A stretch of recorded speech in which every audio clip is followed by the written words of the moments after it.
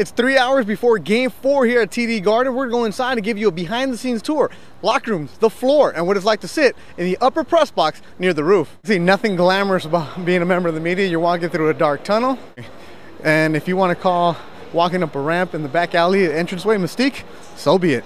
The most important part about being a member of the media, bam.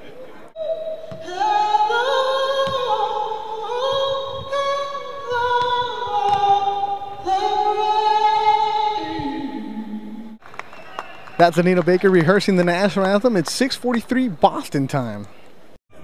Well, how many shots do you put up before a game, Ron? I'm not sure. I never really counted. Never really counted. You know, come here, shoot around a little bit. Have you noticed the Laker fans that are showing up? Oh, definitely some Laker fans around. I ain't really noticed how many, but it's definitely a few jerseys around. I saw a few jerseys. You know, it's all good. Lakers locker room opens up an hour and a half before the game. We're about to walk in. All you're going to see, media, including from Spain. They're doing a piece on Powell, and he's going to sit in Powell's locker. Well, let's see. Look how great it is. Look at his attire and the nice outfit that this young man has prepared for today's game. Look at his game shoes. Look how crisp the jersey sits inside of the locker. I'll tell you, that's pretty swell. That's a pretty good story. Just a few steps away, the Boston Celtics locker room. As you can tell, they have their logo emblazoned. Now it's Kurt Sandoval. Kurt, what's the best way to describe a finals game in Boston? Beto, I couldn't hear a word you said because you're 2 feet away from me and it's too loud.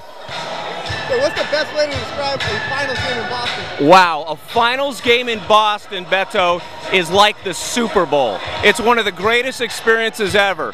If you are a fan of sports and a fan of rivalry, let me just say, I can feel the disdain among these Celtic fans for Laker fans.